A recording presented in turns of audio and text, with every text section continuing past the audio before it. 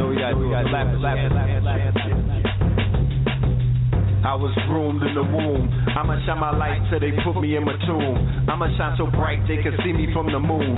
And my rhyme so tight you can see it in sassoons. The Billy jeans, skinny jeans. Ever since a skinny teen, iron been hot, yeah. Ever since the penny scene, good times. By any means, stacking the cream. The luggage, the hats, the slacks and the jeans. Double G, ribbon streams, red, black, and the green. I am so colored. The Moors is at war with the long arm of the law. I am so gullah, I am so Gaza, I am so geeky. You clowns is down with the crown, and that's oh so cheechy. You niggas is open over pink toes. The wise will strive to civilize the Ocho Cinco. The great divine speak through signs, yeah they opening up sinkholes. The rise of a mentor, rise of Serpenta. The greatest story never to be told, waiting to be told. Only thing missing is a narrator. The seven seas waiting to be explored. The only thing missing is the navigators. Turn the average hater into a savage hater. For hearts too dark, the lighter just aggravates ya. Young Heru standing on top of these alligators, holding serpents and scorpions in both hands. Supreme Master, Grand Dragon of both lands. The height of the light is threefold. I'm a sight to behold. I'm heating up around the globe, but I reserve my right to be cold. They call me King Filch, nigga. Live visions of the throne, they got plans for the gods. Minx the high priestess, real name Farad Salam. First let me extend my salam so I get back to my murder game, killing them with charm. I'm a don in all aspects, use the swag to triple up my assets. Got the formula, I've been had my mind right. Flash forward, I caught it in my hindsight. Not a time right, pass it to the masses. PowerPoint the classes, braille no glasses. Teach them how to pull milk out of corn, hydroplating in the rain. I'll be weathering the storm. No droughts, every cactus has a spout. And currency just mean there's always money flowing about. And once you see past the mere riches, then you can go back up in the matrix and repair the glitches. It is what it be, we change what we can. And dollars can be started just from change from a can, or change from your man. Momentum is the key, a mill in your path, man, you heard it from the G. The King Don exposed you queens with wands. For non-profit it's an easy bond. In this life I delete your bond. Turn a hater cold with heat, we keep for harm. Money machine I was made to bake, and it's nothing sweet yet I make that cake that make you shake, cause you know you fake. And I'm the light that is shining now, blinding your fate. Wow, you climbing much lower than great. Not even knowledge and wisdom can revive your state. Like a crossover, my one tools create the illusion that I'm crooked, but the path I walk is straight. Since my beginning of time, born to flow 30 moons ago.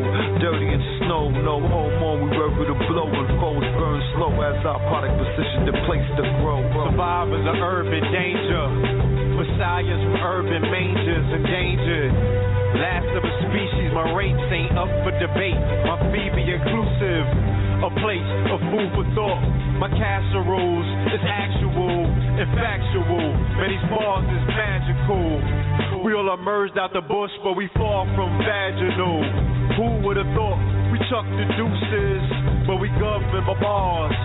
So animal instincts are just blink into a fucking ruthless guard. It's always in my cards.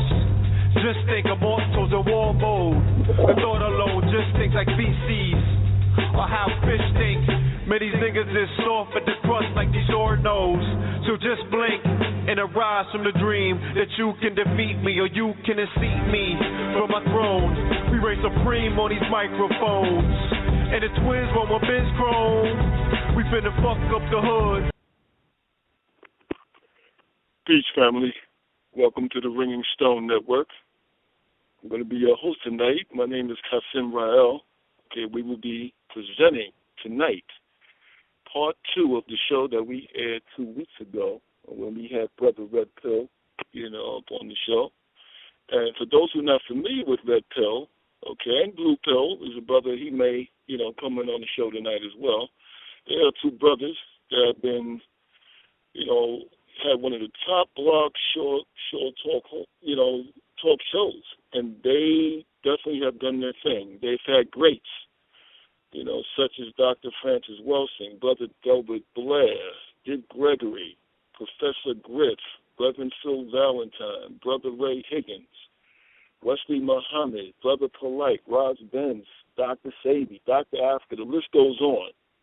Okay, and without question, we are so glad to have him back tonight, okay, to finish, what he was expounding on, which will be the subconscious versus the superconscious and how to effectively reprogram our thoughts, both individually and collectively. The thought can lead to collective action and collective economics for the future. Okay, so let me see if he's on the line. Brother Red, are you there? Peace, peace. Yes, I am. Greetings. Peace, you're there. Okay, good to hear you, man. Good to have you back on the show. Well, I had to make sure this time around I was the first caller because I was listening to the archives of the last show. It was very unprofessional that I wasn't able to make it there in time due to some technical difficulties, but we made sure that, we improved on this time. So I'm here. We're going to make we time available. Right. We understand you're busy, man. You got, things. Glad to have you in the building. Hopefully, Blue Pill might join in tonight. Is that true? Oh, no. Yeah. We're in Harlem right now at okay. There's a class that we've been attending for 7 years. Every Wednesday we've been consistent. The Moorish Heritage and Civics class, where we learn about our heritage, where we learn about history, and where we learn about civics from an angle that is definitely not taught in school and things of that nature. So we've been students and also, participants in vending, doing commerce with the family for 7 years straight. So we're here in Harlem at the National Black Theater. So the brother's definitely in the building, so he will be joining us very soon. Yes, sir. All right, cool. Now, what would you like to kick it off at? What would you like to expound on initially? Would you, I know you want to continue from last week, so I'm going to just, let you go ahead. Yeah, okay. Well, I definitely want to pick up where I left off. Brother, it's the other door over there. I want to pick up where I left off last 2 weeks ago, and like the brother stated in the title, we're just going to be dealing with, practical solutions tonight. But before we get to that, I want to bring information dealing with the subconscious, dealing with the superconscious, dealing with our mental state as a people, dealing with the fact that collective thought will lead to collective action, and then we'll be able to see collective results, because ever so often we have individuals in the family that are achieving results, and that's beautiful. That is a great thing to see. But we know that collectively we are suffering, as a people. There are issues that we have that we have to solve collectively, because ever so often, it doesn't really feel good or look good to the collective, when we're suffering and we have all of these issues that are hindering us, and there's one amongst us that might make it through, and then it begins to look like that one is, quote unquote, flossing or shoving it in our face or, bragging when he or she explains that they made it out, or they're successful and things of that nature. And I'm only saying this because of what I'm seeing. I'm not generalizing anything. This is something that I'm witnessing in real time, from the reactions that I'm seeing people take towards brothers and sisters that are successful. There was an incident this Sunday in New York City. I live in New York City. There was a rapper that was slain, shot 15 times, and the resounding message that was being echoed by other rappers and other people, via social media and other forms, mainstream media, with the fact that we as a people have a crab in a barrel mentality, and those of us who make it out the quote-unquote hood need to stay out the hood, because if you come back to the hood, you could be susceptible to that crab in a barrel mentality, which ultimately could lead to your death, right? Okay. I don't 100% agree with that, and in so many ways that I feel that if we are successful and we've made it out of our hoods or our neighborhoods, it is indicative of us to come back and help, those hoods that we left, especially if some of us were responsible for deteriorating and the destruction that took place in those hoods. If we planted the seeds that made it unsafe for our grandmothers to walk through those hoods, why not come back with a plan, or why not come back with resources, or why not come back with a paintbrush and a broom or something? You feel what I'm saying? Because I'm one who, I'm always baffled as to why is it that Europeans are given this lofty, title as regentrifiers and regentrification experts. Like, they're the only ones who could come into your neighborhood and clean it up. Like, there's something special about them. When history shows that we were the regentrifiers, we came into Europe and cleaned the whole country up. Okay, they came into Kemet and we cleaned them up. We stood them up right. We cleaned them up. We put wisdom in their minds. We put knowledge in their heads. We gave them light. You feel what I'm saying? And any honest European who you come across will admit to that. They know the history. They study the history, especially in their Masonic lodges, especially in their Ivy League schools and things of that nature. So they will tell you the truth. They will keep it real with you. Peace. But unfortunately, this is Blue right here. Peace. Yeah, peace, Blue. Yes. Peace. Greetings. Greetings. For the listening audience, this is the brother Blue Pill, the other half of the twin pillars. Him and his brother Red and Blue, they do the show together. That's my physical twin brother. This is not a gimmick. Like, we are of the same age, split in half. Yes, identical twins, correct.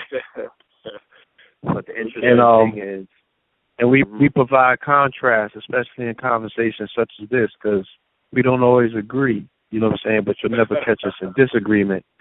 To add on to what you're saying about the gentrification, I think that what we're looking at is that poverty exists in the minds of our people, and that fits perfectly into tonight's conversation. You understand? Indeed. So the European is able to come in that same environment and do something and tweak it in such a short period of time that everybody's looking at each other like, yo, how did they do that?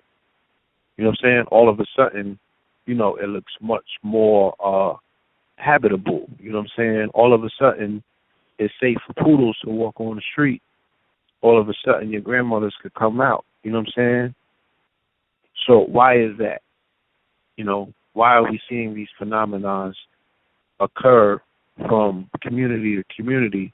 Because our people, unfortunately, have been uploaded or downloaded, for that matter, with a program that's unsustainable to their own existence. Poverty is a program that's mental, and that's what we have, unfortunately, adapted to. So this particular program goes into the whole aspect of the rapper, or first, the rapper or the hustler turned rapper, you know what I'm saying, where the hustler says, look, I'm going to get on the block with this work because I want to better my condition. You know what I'm saying? I'm seeing my mother's working 2 or 3 jobs. You feel me? It's so hard for her. She can't afford me my Jordans. So I'm going to hit the block, and I'm going to get these Jordans for myself, but I'm going to make it so much more harder for her now because she's a target, because I just turned another person into a tweaker, and there's no telling what they're going to do to get a fix. They might go upside her head, grab her bread, and come and see me and get right. Mm-hmm. How did I better my community? I compromised my community for my desires because I have this self-esteem issue because, I got on Proc heads as opposed to Jordans. You know what I'm saying? I can't arise above criticism. I can't arise above what somebody else thinks about me in their mind, their perception of who I am. My perception is broken because I don't have these things, and now we're dealing with our entire value system. I value myself by my physical acquisitions. That's how I'm gauging my success in life. You know what I'm saying? That's how I'm gauging my value in society. But again, the gentrifiers are coming here with dirty jeans and sandals on, you know what I'm saying, and be making $25,000 a month, and they start changing up the entire environment, and you never see any physical outward manifestation of their quote-unquote riches. You know, they ain't flossing. You don't see the Rolexes. They ain't jumping out of Bugattis. It's not necessary. So there's a difference that needs to be addressed. And we're seeing the physical manifestation of it on this grand chessboard. That's my observation.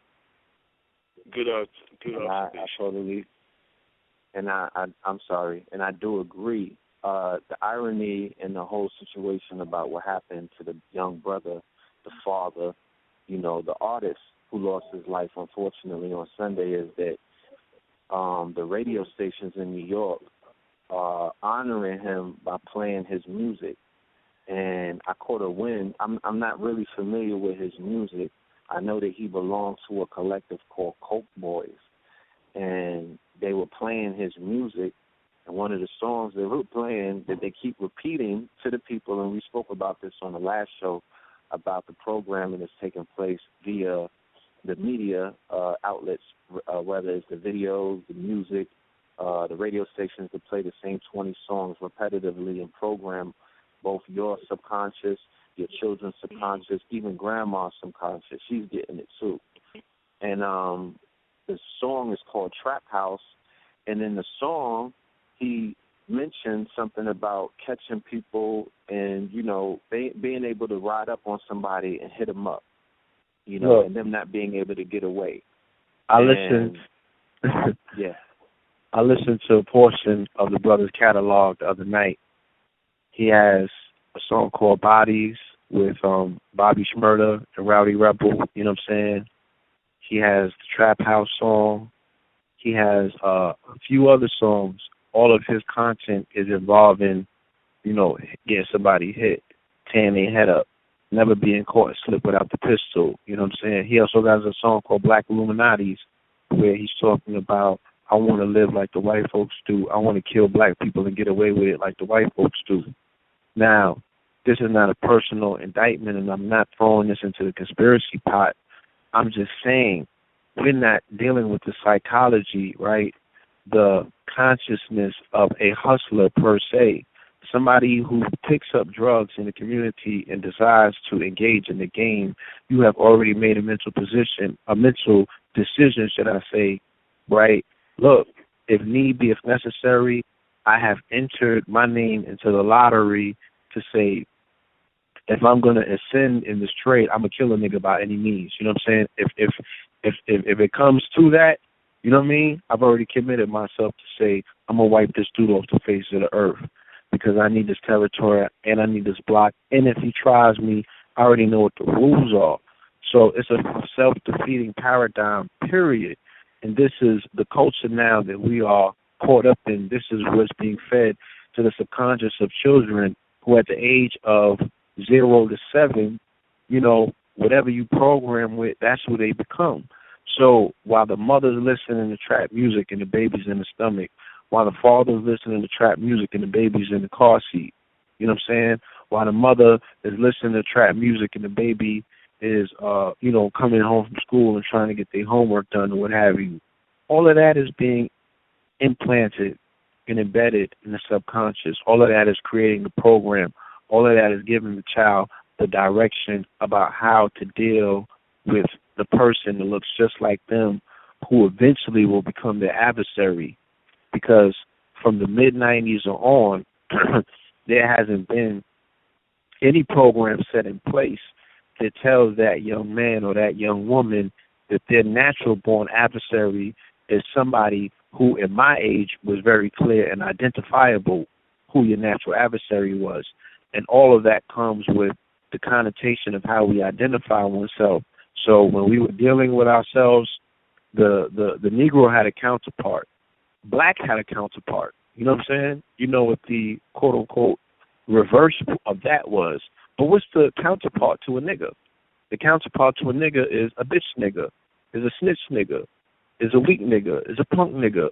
You know what I'm saying? So that is the dichotomy that has been set up subconsciously and consciously in the minds of the people, and that's where you see this level of aggression come from. Okay? So I liken it to pound or 8 foot, should I say, let's say lions, for that matter, or let's just use the word animal without it being necessarily derogatory, Okay. being put into a 4-foot cage, right? And the person who captured these animals is outside of the cage, and they're sitting there with their legs put up, they got their legs kicked up, and they're watching it play out. And these two entities that are within the cage are going to feel a level of discomfort and a level of unfamiliarity because of that discomfort. They're not going to see each other as, part of the same species anymore. They're going to see themselves as adversaries. And because of the discomfort of that cage and because of the scarcity of the food and space, they're going to attack one another. And their focus is never going to be on what's going on outside of the cage. They can't even see that far. So that's what we're looking at, and that's how you can program somebody's subconscious for them to be the biggest threat against themselves. And again, these are just my observations. You know what I'm saying? As I try to make sense of all of this. I'm constantly looking and trying to create explanations to myself so I can sustain my own sanity in this. Now, somebody might hear what the brother just shared and might say, well, shoot, I'm good because I'm an elder, or I listen to gospel, or I don't listen to ratchet. I'm able to stay away from that. I'm on that jazz vibe. I do smooth music on the way to work. I listen to Taylor Swift. That's my girl. People might say that, and that's understandable. I get it. But what the family should realize, and what we spoke about on the first show, is the fact that the media is all pervasive at this point, at this juncture. My timeline is depressive. On Facebook, my timeline is depression all day, every day. I have 5,000 friends, 3,000 followers. I shift through the information and look for the jewels, and I grab them and repost them and share them. But for the most part, 80% of the information is of a negative connotation at this point in time. I'm going to read from a book. We're going to read from this book, and then we'll build from it. The name of the book, I mentioned it last week, is The DNA Field and the Law of Resonance, Creating Reality Through Conscious Thought. The author is Pierre Frank, is a German. He says, every piece of information, every communication, every message has an influence on our DNA and leaves an impression in our collective cell structure. The news, whether on TV or in a newspaper, is nothing but a collection of negative communications. We learn about unemployment, floods, climate catastrophes, energy crises, bank closures, terrorist attacks, and the possibility that we ourselves could be the target of such an attack. This is only a small selection of the terrible scenarios with which we are sent to bed. Do we hear the worst things imaginable, accompanied by the cruelest images that could be gathered from around the world? The news anchor smiles and wishes us a good night. What would a good night look like? TV news and newspapers are the best transmitters of fear, stirring up our collective anxiety and strengthening our disillusionment. Through them, we remain in a perpetual state of anxiety and self-protective fear, which our body can become overwhelmed by. Reading the newspaper or watching the evening news, we are guaranteed to always feel weaker and more powerless, no longer seeing things with any kind of perspective. Remember, like attracts like. When we get caught up in fear energy, we draw in the experiences that confirm our fears. Through our fears, we create exactly that which scares us. The news has an insidious effect.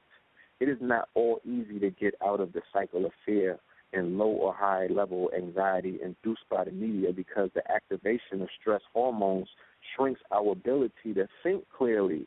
Furthermore, every information bite, every communication, every message has an influence on our DNA and leaves an impression on our cell structure. All information storage and problem solving takes place in the forebrain.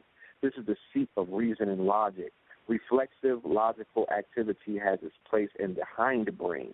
With that, stress hormones can go to work very quickly in an emergency, constricting the blood vessels in the forebrain. The result is we don't think clearly anymore. Beyond that, stress suppresses the center of deliberate action, which is in the front cerebral cortex. Under stress, we have a reduced intelligence and conscious perception. Okay? Under stress, we cannot think clearly and make conscious decisions. It is therefore extremely hard to come out of fear energy and generate a positive resonance field. But that's not all. When we fall asleep with fear and stress, we take this energy into our sleep awareness and store it. Current research on the brain has revealed that what goes into our consciousness is stored into our memory at night. This means that the closer the experience occurs, that when you go to sleep, the more intense it will be built into your memory. And when the experience involves fear and anxiety, it will be that much closer to your reality. That which might seem harmless really has an enormous significance. Okay? Yeah. So the programming that's taking place is being done. On the subconscious. On the subconscious. Okay. On the subconscious level. And then what happens in some scenarios, such as the one that I just shared with you, because I witnessed it, when some people watch the news and hear all of these terrible things, they hear that ISIS is about to take over Baghdad, they go right into their Bibles. And coincidentally, you know, when they go and dive into the Bible, that's when the next level of programming takes place, okay? Because inside of that Bible, you know, it might be giving you some programs that's going to take you further down the They got the Illusphere program set up. So you feel like you're on a roller coaster ride headed straight to it. Oh, we headed to Armageddon. Look at what's going on in Damascus and Syria. They already put it in there for you. You know, as marked as the indicators. When you see this, you know, it's a wrap. Yeah. Exactly. It's marked as an indicator to tell Christ, hurry up and come. Get this shit over with. Destroy it. They're in Syria. They're in Baghdad. They're in Damascus. They're in the places that is lined up in your Bible. Israel is in conflict. The same, you speak to an elder right now about the Zionists or the Ashkenazis that are in Israel, and they say that that's God's chosen people because the Bible told them that. Are you serious? When bombing those children in Palestine, you'll have Christians saying that's God's work. This is supposed to happen because Revelation comes after that. Mm-hmm. Programming our people. Right. They'll turn a blind eye to that, and then they'll say that they'll turn a blind eye to that, and then tell you the Black Lives Matter. They'll turn a blind eye to that. They'll look at all the destruction that's taking place with people, with children getting droned in Yemen and children getting droned in Afghanistan and Pakistan and all of these places, and you have no idea about the melanated aboriginals that live in those lands. You have no idea that quote-unquote black people are living over there. You have no idea what they're doing to the people in Israel of African descent. You have no idea that there's people of African descent all over the Middle East, and they're getting droned too. You just think that it's that Arab. You know what I mean? They're the first ones getting droned, and now because they have the ISIS threat popping, they have the Europeans, destroying the refugees that are fleeing Libya and places like that and trying to cross the Mediterranean. So they have all of these excuses because they already went on the ethnic cleansing in Libya when they was after Gaddafi's head, Yeah. So you see this repeated campaign against people to look just like me and you. But, globally, why don't our people just say American Black Lives Matter? You know what I'm saying? Because that's all they fucking mean, part of my French. You feel me? That's all they mean. They're not talking about black people everywhere. They're not talking about melanin under attack. They just can't be, you know? And even in quote-unquote black America, rap lives matter. Why don't they just say that? Because when a rapper dies, that's when people get sympathetic. That's when the celebrities come out and sound somber. That's when statements get made. You feel me? So it's one hell of a program that's being perpetuated, you know, in the eyes, in front of everybody, for those with eyes that can see. You know, even with the media disparity of their reporting and things of that nature. You know, with the fiasco down in Waco, all of this is for response and reaction. I've never in my life saw mainstream media report a news story the way that it's being reported on social media. You know, this is all, they're just washing people's subconscious. They're just implementing and implanting all sorts of thought patterns to lock people into this narrative. It is crazy. This is inception. So they're going deeper and deeper and deeper, all into the subconscious to plant, you know, suggestions and their affirmations. We spoke about the fallacy, or rather the linguistic sorcery behind the hashtags that our people have, you know, so easily and so willingly adopted. Such things as I can't breathe. Such things as hands up, don't shoot. Such things as, you know, am I the next one to die? You know, no justice, no peace. These, family, are affirmations. Okay? These are affirmations. And I'm gonna speak to you on how affirmations work, okay, in case you did not know. Successfully wishing is nothing other than a very appropriate way for us to program our own code, whether through positive affirmations, autogenius training and meditation, auto-suggestion, or hypothetical visualization. Our DNA can always receive and store this information. Remember, there are no boundaries. The only true boundaries are in our heads. It is really the power of human belief that allows us to be that which we believe. When there is a desire to be healthy, you do not deny the illness. Instead, you enable your self-healing powers. We mentally replace the vibration of illness by visualizing pictures of radiant health and generating the resonance of health. And so, rather than suggesting to our body that there is something wrong with it, we allow the energy of health, as generated through our emotionally held beliefs, to work in our body. The body reacts to the smallest thought impulses. When we believe in our health, we can then induce the body to mobilize all of its self-healing powers on all levels. What many ultimately believe or wonder once they have regained their health is really not a wonder at all, but rather a confirmation of how strong the power of thought really is. So, with that being said, have we positively affirmed that everything is going to be all right? Have we positively affirmed that we can breathe? One brother lost his life. Have we positively affirmed what justice even looks like?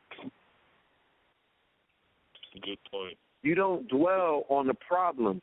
You dwell on the solution as a collective. You don't affirm what the problem is. You don't give energy and resonance to the problem. That's backwards. That is a Western mentality that they have programmed our people to move with, and they don't even use that. They don't even move like that. They don't believe that themselves. That's a program, family. You cannot affirm to the cosmos and the universe that I can't breathe. When breath is the ultimate, if I stop you from breathing. It's the source of life. It is the source of life. It is the source of life. You can go without water. You can go without food. You can go without Nintendo. You could go without the internet. You could go without all of these things.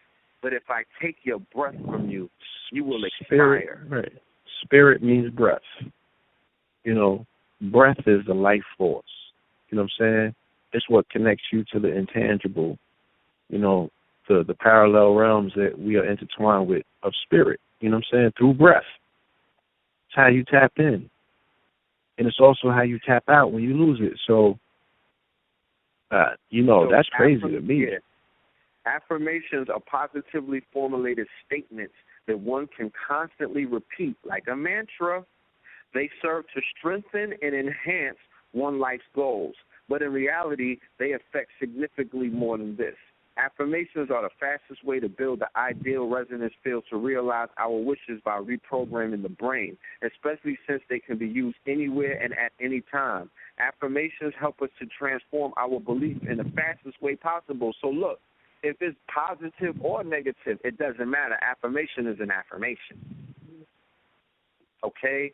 So when there was a march in New York City with 500,000 people, Europeans, Indians, African Americans, all of these colorful terms, all of the nationalities came out, and they affirmed in the group that they can't breathe. You have people laying down on the highway talking about they're dying in.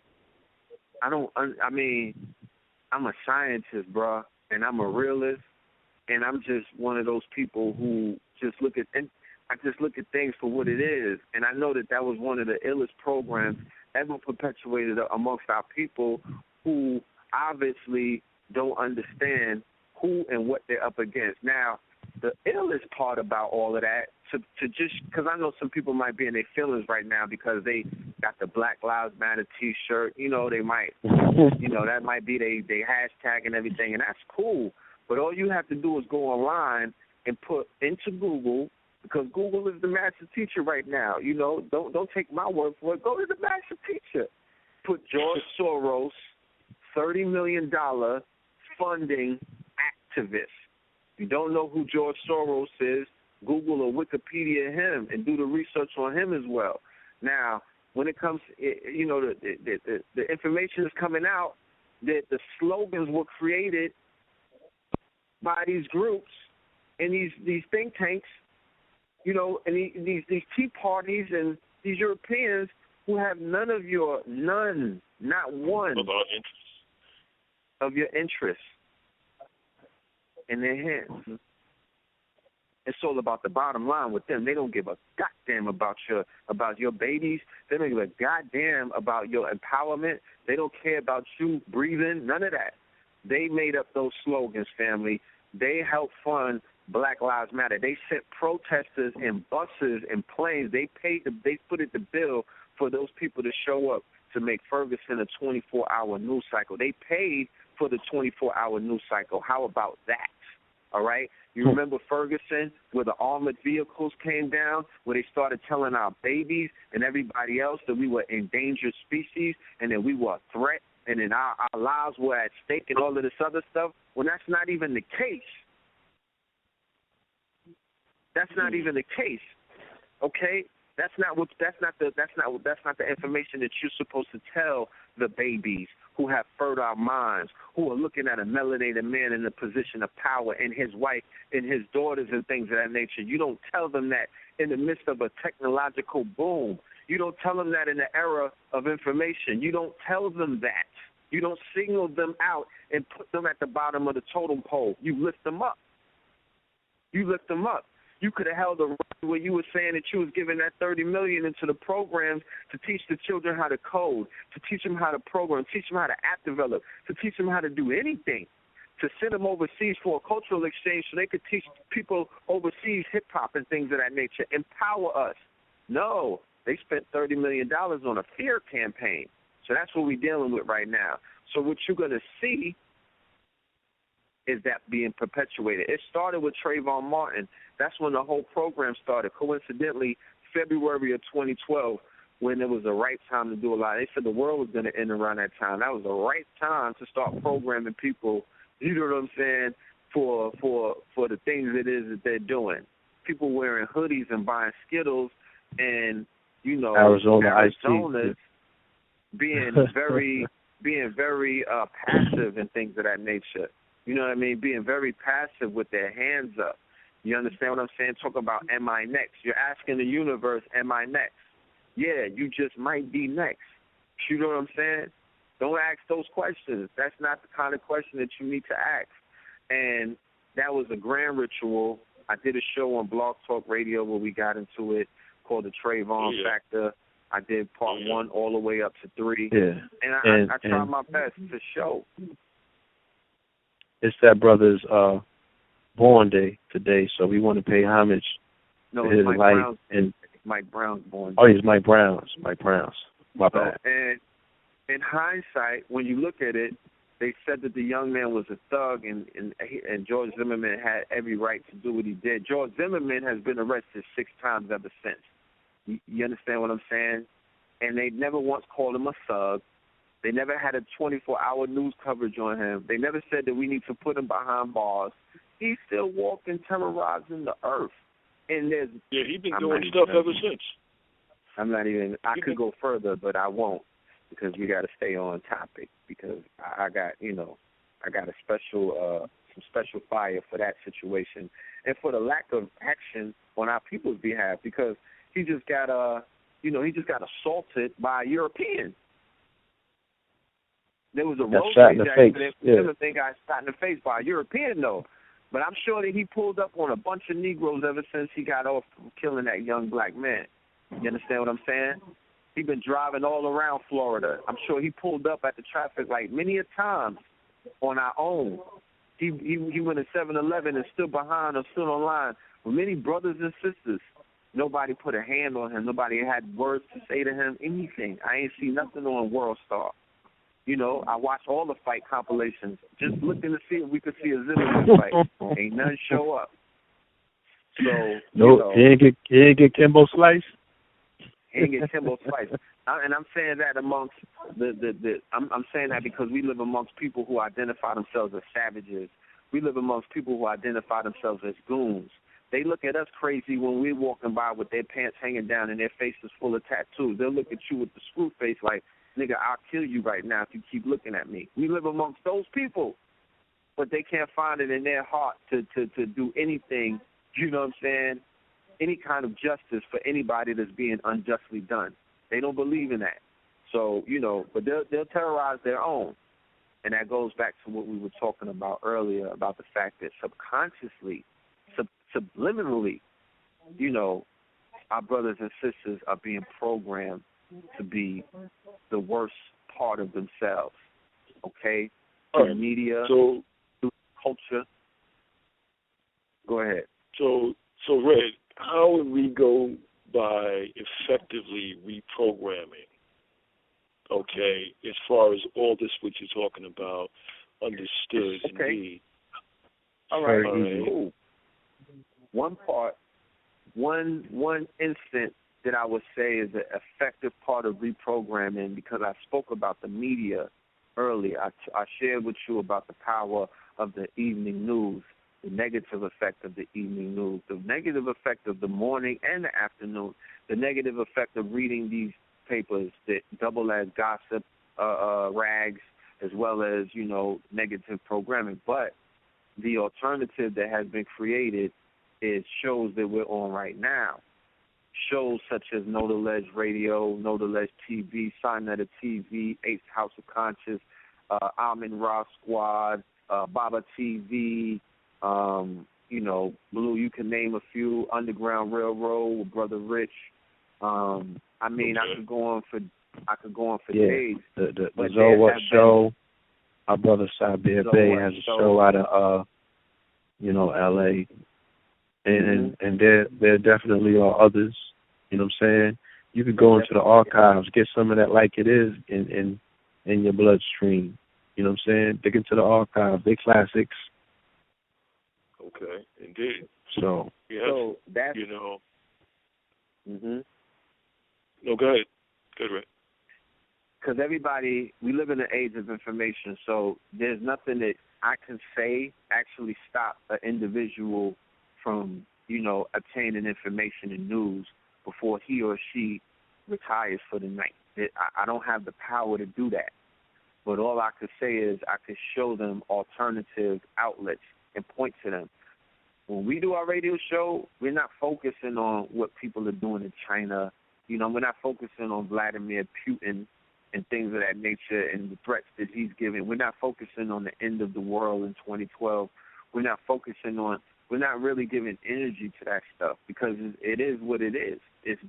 We're not focusing on ISIS and the Taliban because, it is what it is.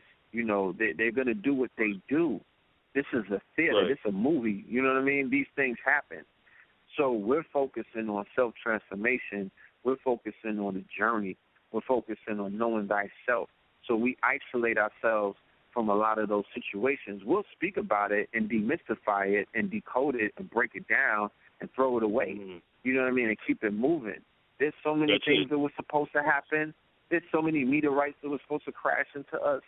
There's so many computer bugs that were supposed to, short circuit, and there were so many floods that were supposed to happen, and so many volcanoes that were gonna swallow us up. Like all of these. So things, many, diseases that were supposed to decimate millions. Yeah, there's so much Ebola that was supposed to get us, and our job on Know the Ledge and other outlets, because like I said before, we collaborate. We have no problem with collaboration. We enjoy collaborating with our brothers and sisters.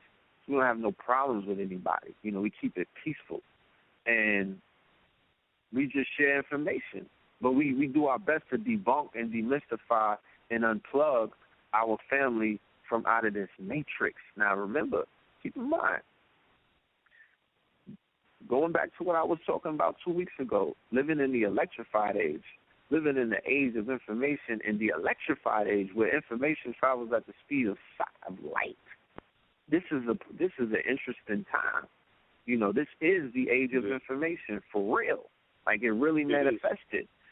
So you have to be responsible for the deluge. You have to be able to filter your information.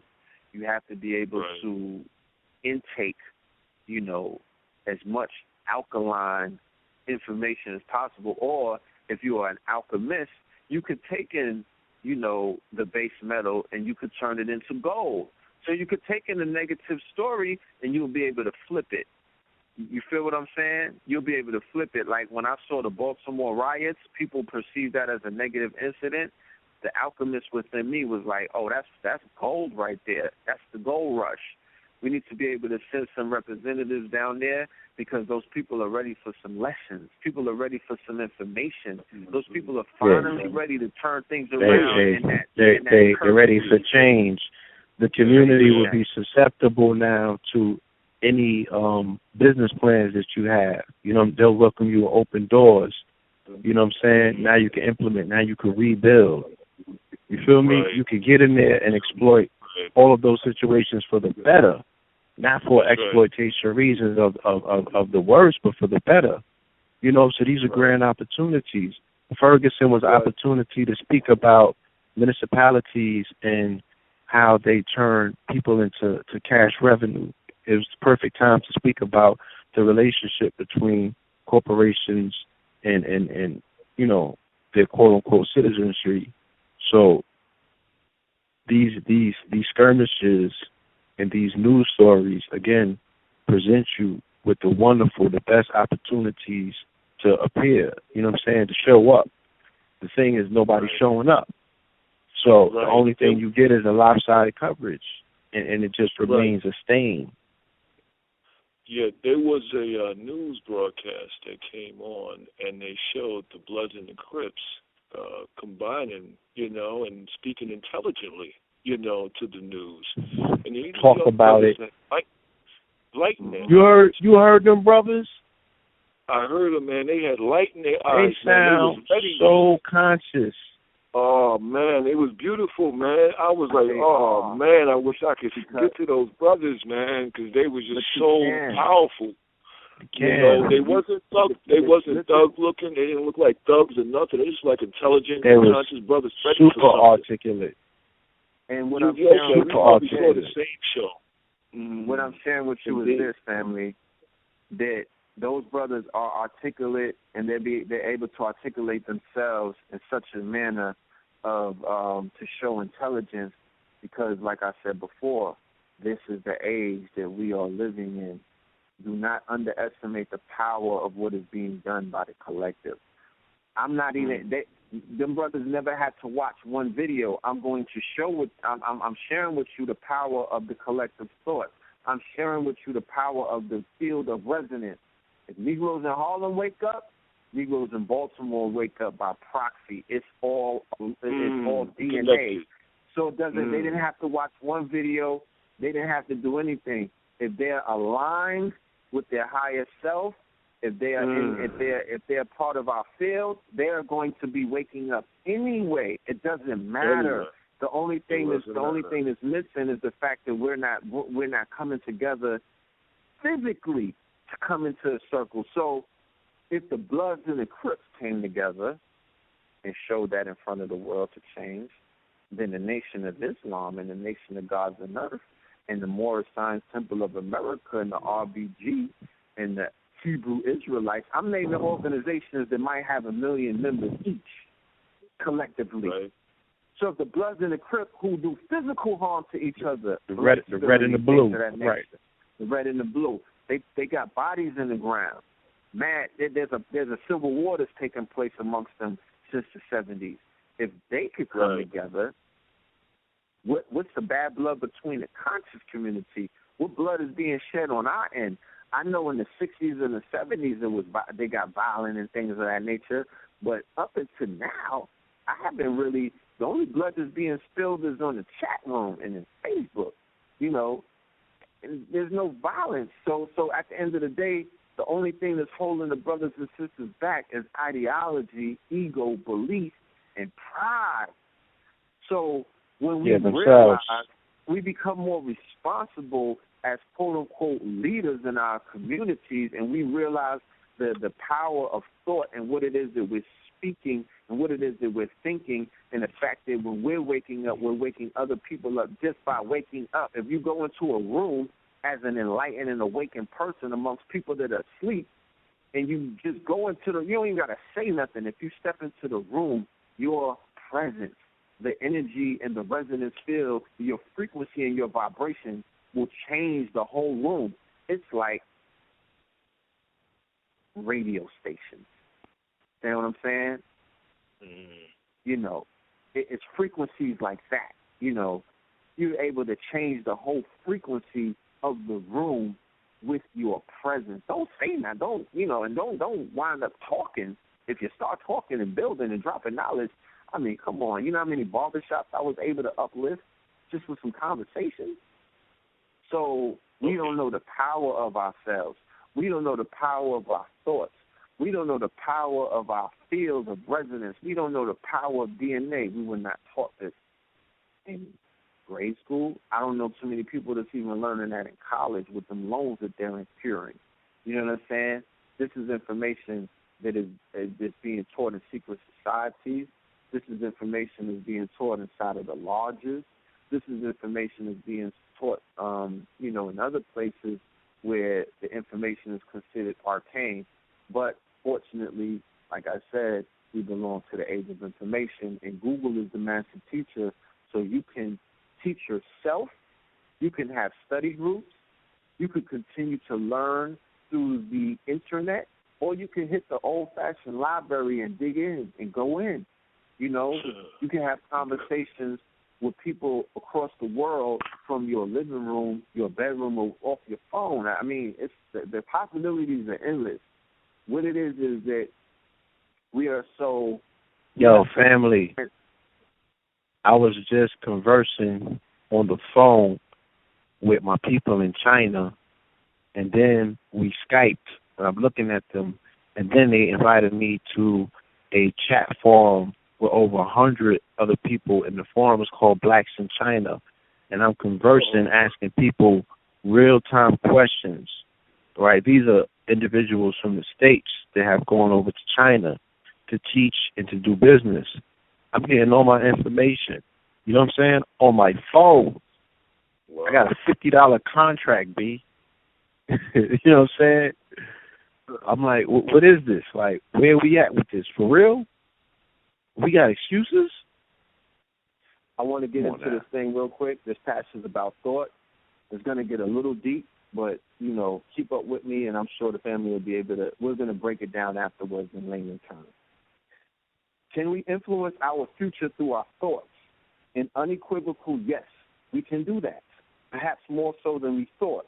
Quantum physics has discovered something very exciting, showing again that we can essentially completely change our lives at any time and that we can make anything in life a reality. I spoke about the superconsciousness 2 weeks ago, and what I said is anything that you could perceive has already been created. Anything that you can think of has already been created. Anything that your imagination can perceive in your third eye, it has already been created. That's where the master teachers came and say, Bobby Hemmett, Phil Valentine, and them. You already won. You already won. You already got it.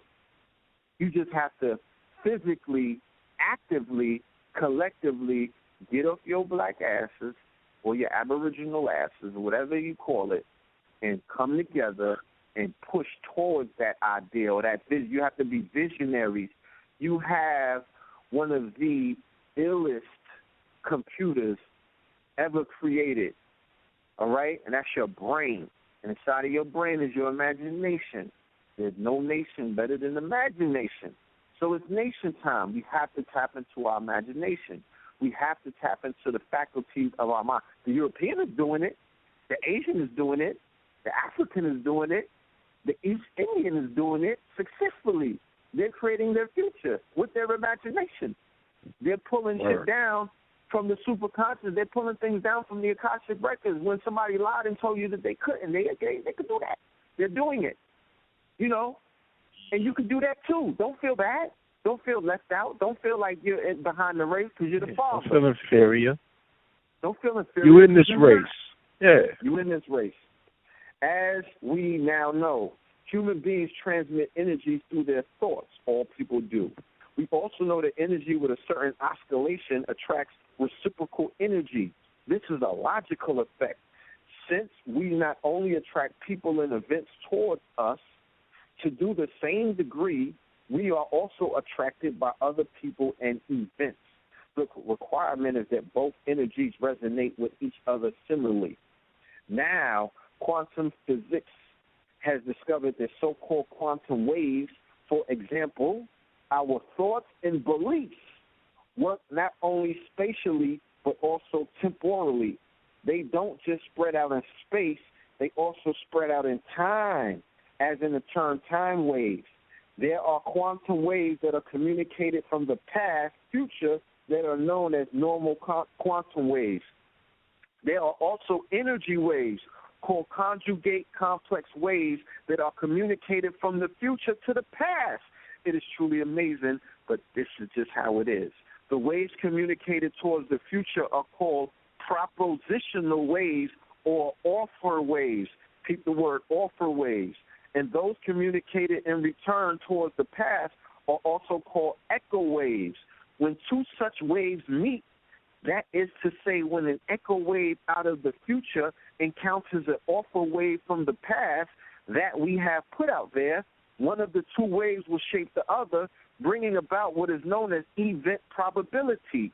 According to quantum physics, the possibility that one event occur results from the meeting of an offer wave from the past and a matching echo wave from the future, according to translator, writer, and editor George Starkmuth in his book, The Making of Reality, How Consciousness Creates the World.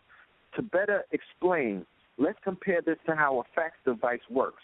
When we send a fax, the machine first establishes contacts with another fax device and exchanges specific test signals. Only then, when both devices are on the same transmission waves, can the data be exchanged.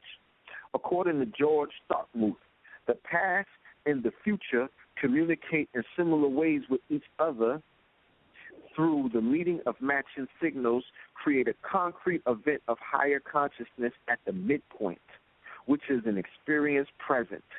This means that not only does the past influence the future, but the future also influences the past. our mind might have a hard time understanding this notion because we tend to see time in a linear fashion, meaning a straight path, and always from the past to the future. So now the opposite should be possible. John G. Kramer's theory not only has been confirmed multiple times, it has made specific paradoxes in quantum physics explicable. The truth of the non-linearity of time means the future is not less real than the past.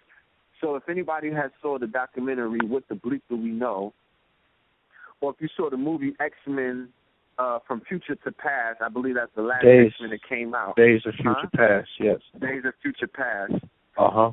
It showed you that you can affect by going back in time. They were able, in the movie, they were able or to... if you saw this, this old movie called Back to the Future? Yeah. Back to the Future? Yeah. So what it's saying is the future has been communicating with us, but the past has also been communicating with us as well.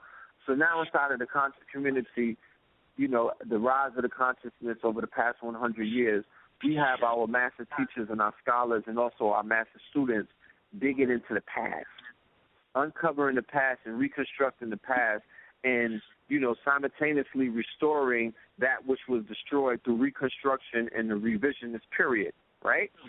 The reconstruction and the revisionist period of history was when the Europeans took all of the information, all of the right knowledge, and came up with their stories. This is pre-Hollywood. This was their pre-version of Hollywood on how to change the future or change reality by playing with the past. Then, when you had the invention of Hollywood, one of the first movies of Hollywood, to show you the power of propaganda was The Birth of a Nation. And with The Birth of a Nation, they showed you with D.W. Griffith's movie, The Birth of a Nation, it was a propaganda movie that was false. They falsified reality. When you get into the book, or when you get into the documentary, The Empire Their Own, which spoke about how the Jews, the Eastern European Jews from places like Germany and other places like the Caucasus regions and stuff like that came together in California and created what you know as Hollywood, which was and when they created the moving picture, they were able to successfully manipulate reality by doing such. They were able to successfully manipulate reality by telling stories about a time that never, ever existed. Right. Google it, family. Google, the American Dream. They created what you consider and call the American Dream. This is not conspiracy. This is historical fact. It was a Hollywood creation. And when we mean Hollywood, we mean the Eastern Jew, the Eastern European.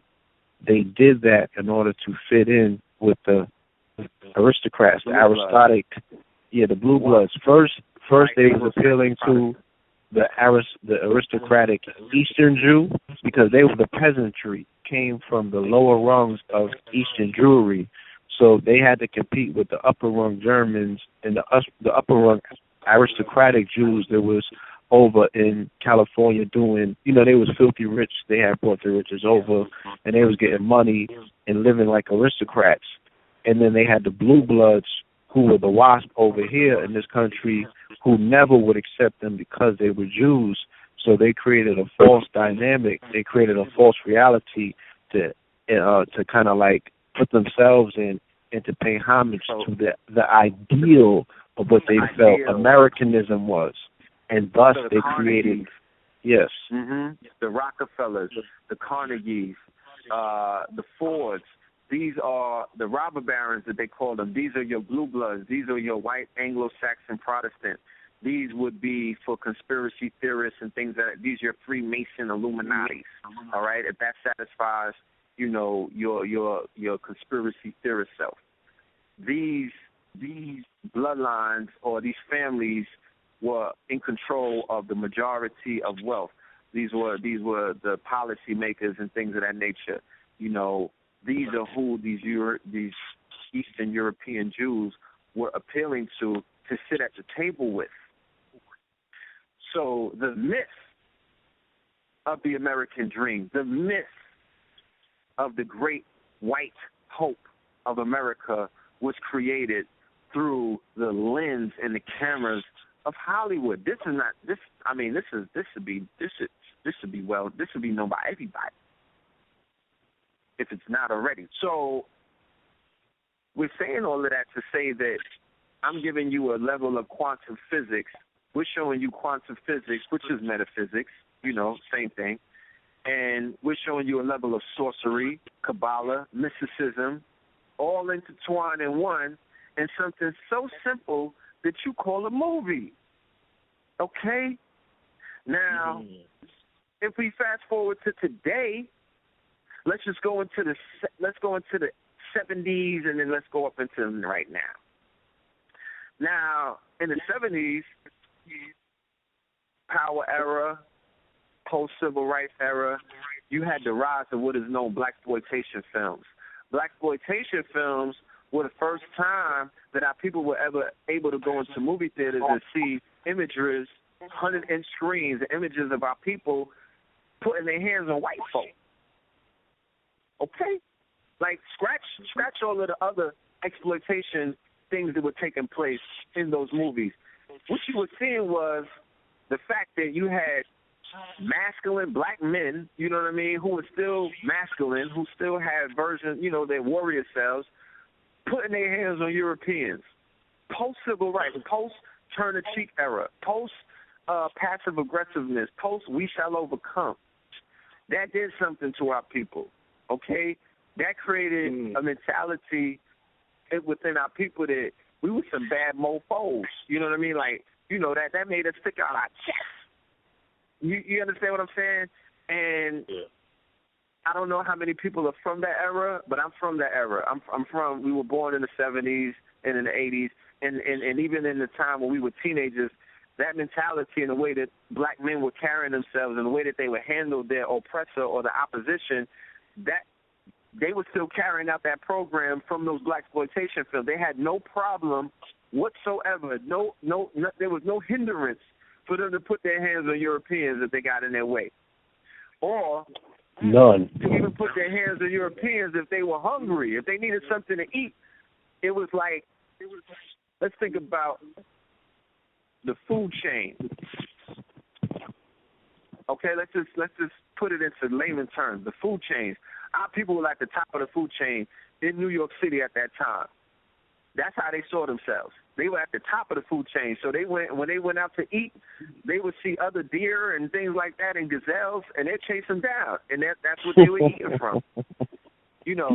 And then later on down the line, you had Hollywood, or rather the Jew, or other people come in and take over blaxploitation films, and that's when the buffoonery took place. That's when the buffoonery was happening. That's when they were really using those movies to degrade our people and to throw our people into a very negative light. Then Superfly came. My father told me the impact of Superfly. He said brothers went into Superfly with afros and came out with perms and Coke spoons. Then Scarface came. Right. So even to the point in our interview with Freeway Ricky Ross, he clearly said, yo, I got into the dope business because I saw Superfly and that's who I wanted to be. So this program, again, right, was downloaded in his consciousness, his subconsciousness, and he had committed himself, his mentality, his life force, and his resources to say, this is the life I'm going to live. And thus, when he had the opportunity, to jump out with a product such as crack cocaine, which came from, apparently from what he said, he's the one that implemented the whole aspect of adding the baking soda to it. You know what I'm saying? He was able to create such a diabolic product, that, for what many people would tell me, nigga, he saved the hood. You need to stop with that shit. So any which way that you see it or flip it, this is what his motivation was. That program, that movie. You ready to drop those?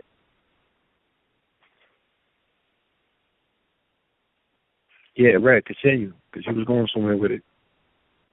Yes, I was going there. What I was talking about is we didn't even begin to touch the slave movie.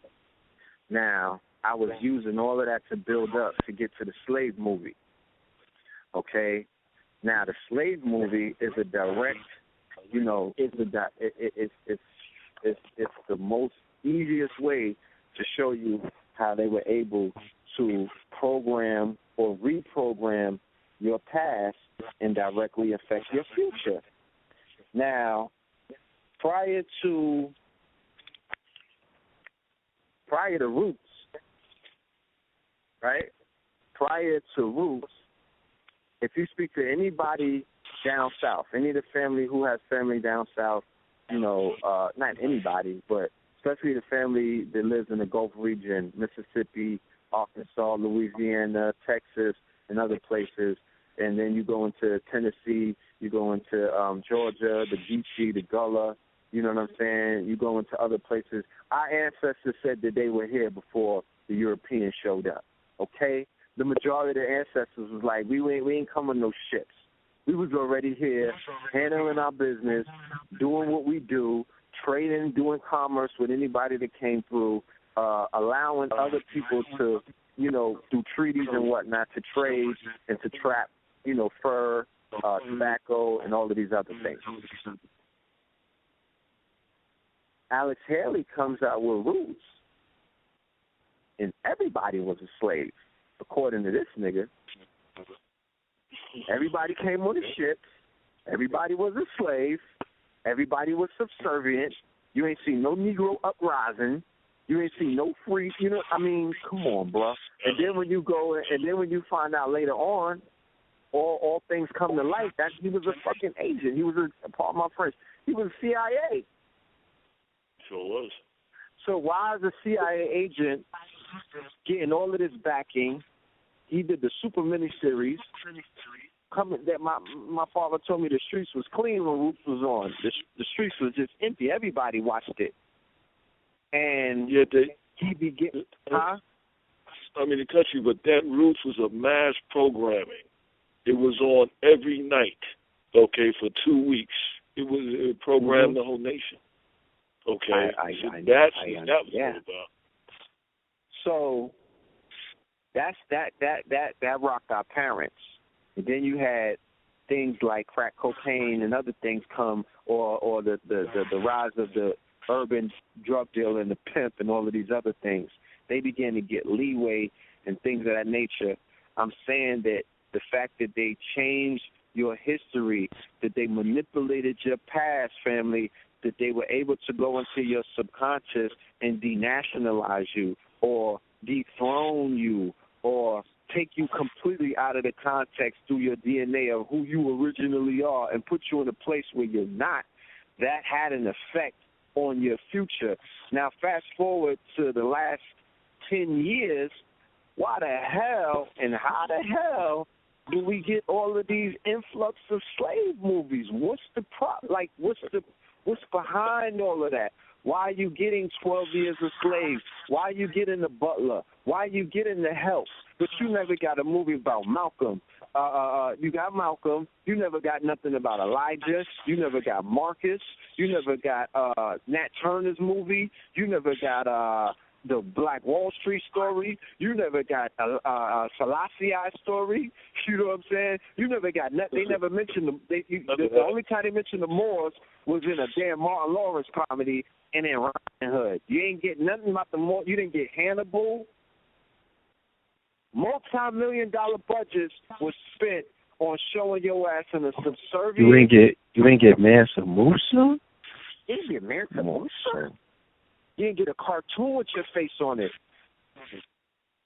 The Japanese, who got bombed by the Europeans, completely annihilated in World War II, right? All of their cartoons got white blonde-haired people in it. Sure do. That's right. But they want to break dance and pop lock, wear locks and shit. They want to go over to Jamaica and surfboard all day. But there's no cultural exchange taking place. They worship these Europeans. How is that? They don't even create characters that look like us, but they eat off of the culture. They want to be reggae. They want to be hip-hop. I seen the Japanese James Brown. But they gave you... They got a Japanese culture out right now specifically mimicking black youth. They got the young generation. And yes. I forgot what they call it. It's a name. And they want to be black. It's in Japan. Yeah, I remember them. The Barbie something. Yeah. And there's no cultural exchange whatsoever. Even in China, even in places in Europe, even all of these places where they could, if we knew what culture we belong to, if we accepted the fact that hip-hop is ours and it's $1 trillion global phenomenon, and it was created in the Bronx by Africa Bambaataa and the Zulu Nation, and this is ours, and we're not supposed to be poor and impoverished, and we're not supposed to be going through all of the things that we're going through, and these Europeans are not supposed to be reaping all of the riches. It took us 40 years to create a billionaire in hip-hop. Come on, man. You trying to tell me that these Negroes ain't asleep? How it took 40 years to create a billionaire in hip-hop? I could do the math right now and show you how by selling a $20 album, you could become a billionaire like this. And the Negroes ain't make $1 billion in hip-hop? Do you know how easy that was supposed to be? So going back to the programming that took place, how they easily have manipulated our past, and by doing such, you're seeing in modern day times the results of that. Please tell me that this shit don't feel like we living in a Jim Crow era. Is that not what people are saying on CNN? When they had the Selma March conveniently 40 years, and they're like, what has changed? And then they volunteered and said, nothing has changed? 50 years, yeah. 50 years? And they're like, nah, ain't shit changed. It's the same thing. But all they doing is showing you through the movies, through the TV shows, it was an influx of that shit. All of this slavery stuff, all of this subservience. You would think, if somebody's not educated, you would think, and this is what they told us in grade school when they committed crimes against humanity. They told you that your history started with slavery. We should go back, each one of us, and file a writ or create some kind of legal instrument or whatever and charge them with crimes against humanity for blatantly programming your mind for destruction. They lied to you. And you can prove that now. But you'll let that shit roll over your back because you don't know the significance behind it. You don't even think that, you don't see the weight of that. You have no idea how they destroyed your future by destroying your past. Subconscious programming. This is the part of the show where you drop the bomb. Yeah. We wasn't on slaves, family. When you look at the 13 colonies, they were along the shorelines of America. Okay, the European was not allowed to leave the land, or he would get scalped, or they would take his ass for slavery. There were more European slaves in America in the 16 and 1700s than there were Negroes. Did they show you that in the movie? Go get the book. They were white and they were slaves. Go get the book, Muslim Masters, White Slaves. It's on Amazon. Please don't take my word for it. Go to the master teacher Google. He will show you the way. They were not allowed, all of the, when you look at the colonies, all of them were along the shoreline of America. You have in your perception that they had cities back then. Those cities that are bad, that with these imaginary borders that we live inside, those were not the same places. The shit was not as large as that during the time of slavery. There was a plantation, there was a fort or a garrison, and that was it. And they traded, up and down the seashores. And they traded. They took their horses and would ride them up and down. But they were taken captive. They was getting washed up. They was getting washed the hell up. They never defeated the Seminoles, 3 wars. They never defeated the Geechee and the Gullah in Georgia. They were not allowed to venture into the swamps. They were not allowed to venture forth into the forest. So the Europeans, they had their own people as indentured service. They sent criminals from Europe over to the Americas in the 1600s to share the land, to work the land. They would convict you and ask you, did you want to go into the prisons or did you want to go to America? 60% of them was like, put me in the goddamn prisons. I'm not going to America. Okay? They were dying from heat exhaustion. They were dying from diseases. They was dying from all kind of stuff. They was dying from starvation. Come on, man. So how the hell are you giving this narrative or this story that millions of us was inside some goddamn slave house, shackled and chained, yes sir, yes massa. Nobody was doing shit outside of that. I mean, come on, man. Really? Really? No, really. Programming. That's what it was. So, 100 years from now, do you know they're what juxtaposing? They're juxtaposing the slavery story with the prison story. You know what I'm saying? 100 years from now, they're going to say, in 2015, with a black president, because I know people be like, yo, how was there black presidents before and they had slaves, them niggas were sellouts, and how was there free black people and they had people on their plantation, those people were sellouts, I don't like them. You are retarded. You don't even know what you're speaking about. You have no concept whatsoever about history. You're putting it in a modern-day context because 100 years from now, they're going to say there was a black president and 2 million slaves. I promise you. Because if you're incarcerated, you are legally a slave. It's in the 14th Amendment. I mean, the 13th and the 14th breaks that down. You're a slave. What is the prison complex industry but a plantation? That's modern day slavery. It's in the Constitution. I didn't make that up. So when they say 50 years from now there was 2 million slaves in the American borders of the United States of America, and then there was 40-some-odd million, or whatever the number is, free black people, Negroes 100 or 50 years, 100 years, they be like, oh, they sold us out. They sold us out. I don't believe that. Yeah. How could they walk around and there was no? I think it'd be like they were slave owners because they're going to show you that Michael Jordan owned stocks in the private prison complex. They're gonna show you the videos, and they're gonna be like, "Oh, there was black overseers." They're gonna show you pictures of captains and lieutenants that are in the correctional department. Oh, how can our people do that to us? It's the same concept that was going on back then, bro. Come on, man. Come on. So until we correct our history, you got to correct your history on the screen. All of that, the lectures and shit is cool and everything, great, kudos. Negroes need epic movies, though. You got to reverse. You have to reprogram the mind that already has been programmed. Indeed. I'm in agreement. Ray, can you touch on collective economics? You're rolling into the half an hour mark from the end, so all right, easy. Sound of collective economics a little bit. Collective economics. We live in a digital era. We live in a digital age, okay?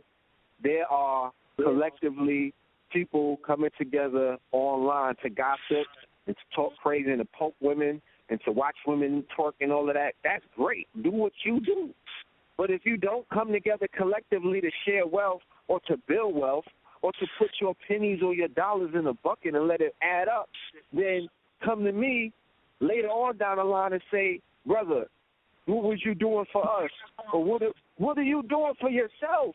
What are you doing for the collective? Earlier, I spoke about the Bloods and the Crips coming together. Then I mentioned, I ran over a few names of organizations that exist amongst us that we all should be familiar with. You have the Nation of Islam, who has an enormous body of membership. You have the Nation of Gods and Earth, who also have an enormous body. You have the Moorish Science Temple of America with all kind of temples everywhere. And then you got other Moors that don't belong to the temples. And then you have Pan-Africans who told us that they were going to Africa. I haven't seen proof yet.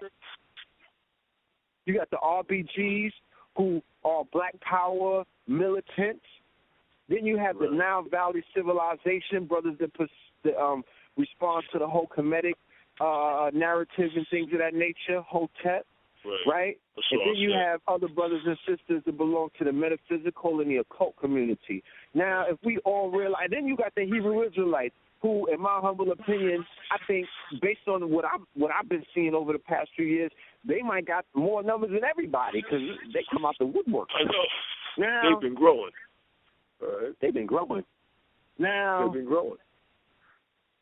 If we don't create a collective treasury utilizing the social networks that have been given to us by our ancestors, that's a whole nother lecture, you know. But I spoke about it on the show before about Ptah being the one who is governed. He governs all technology and things of that nation, that nature, the Netzeroons and whatnot, and the fact that, you know, that the whole goddamn everything that's coming out of all kind of technology is coming out of the caves and the grounds of Africa anyway. Why they couldn't use something from Europe or Asia? You know what I'm saying? Like, there's a reason behind that.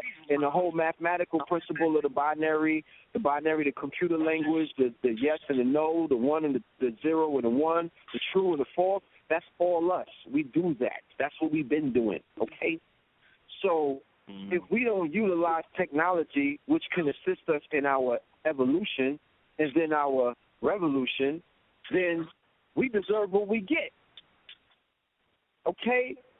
You got to stop playing games and start making games. We got to stop, you know what I mean, being customers and being producers. So first and foremost, before we do anything, before we go anywhere, we have to pool our resources. If 30,000 people come together and put $20 up, you will make $600,000. Do that weekly for 4 weeks, create a treasury, and then we will be able to delegate all kind of affairs at that point. That is not hard at all. I have a brother Rich from the Underground Railroad, has 69,000 subscribers. If 30,000 of them were serious about their future and their baby's future and now, they could put $20 up on Friday. If they cannot afford $20 for the evolution of our people, then what are they doing? What are we doing? Why are we even in this thing? And if they don't have it, if there's a reason that they don't have it, then they could utilize. They could be utilized for something else. We all have skill sets. We all have skill sets. We have to have a grand gathering. Forget a lecture. Forget a debate. Forget a concert. We need to have a gathering. Okay? The Negroes do it. They come together all-star weekends. Niggas came together for the you know how much money was wasted at the Pacquiao Mayweather fight? You know how much money got tossed? Do you know how much money collectively is going to be spent in the strip clubs around Negroville, America tonight? Do you know how much money is going to be spent on bottles in every bar and club in America tonight? So they can't complain. The days of that, I'm not trying to hear. I mean, somebody else can hear it. I'm just not trying to hear it. I know that our people have expendable income, and they utilize it in the most retarded ways imaginable. You feel what I'm saying? Yeah, I was listening to Brother Umar. So this is going to take. Let me say this, Red. Let me say something. I listened to Brother Umar Johnson speaking one time. He said if black families could just save their Christmas money, okay, about maybe $1,000 per family, we can change our condition overnight, just with Christmas money. And the reason why I brought up the conscious community and the organizations that consist of the conscious community is the fact that I'm not going to put this on the shoulders of the people who are considered the walking dead or the sleepers. I'm not going to get at them yet, because when they see the community with a $2.2 million treasury, and we're building and we're buying land and we're building and doing other things, they will immediately get in line. When we're going overseas with 100-person delegations to Asia, into Africa, into India, forget the Europeans. Let's talk technology. The headquarters, the brainchild of all technology. Everything is taking place. If you get an app built, they're doing that shit in India. If you want some kind of things done manufacturing-wise, they're doing it in Asia. If you need resources and other things and land and you need manpower and stuff, they're in Africa. So why are we even focused on the European? He's not even in the equation. You feel what I'm saying? They rock with him. They rock with him because you're not there. He's not. They rock with him because he comes in your name. He comes as an American. He's a European that lives in America. He's not American. Okay, let's get that straight. You're not getting on the plane. You're not getting on the plane with suitcases filled with money trying to do business. Niggas is getting on the plane with suitcases filled with money going to buy cocaine and weed and heroin. That's the dumb shit that they doing. And they becoming slaves. Okay? They're wasting income and they're wasting their money, so I can't cry tears for these niggas no more. I cannot.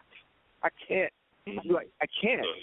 I'm not losing sleep over the retarded shit that's being done because our people are being programmed to destroy themselves, and they belong to a death culture. We have to change that around.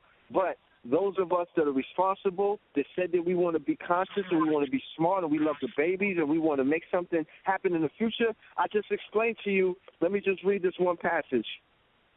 The future already exists somewhere out there. Otherwise, it could not send any waves into the past, which is our present. And your future already exists right now in this very moment. Nevertheless, it is not predetermined because we each have different possibilities to choose from each to create a different kind of future. In fact, science has shown that the possibility exists that we can choose our future.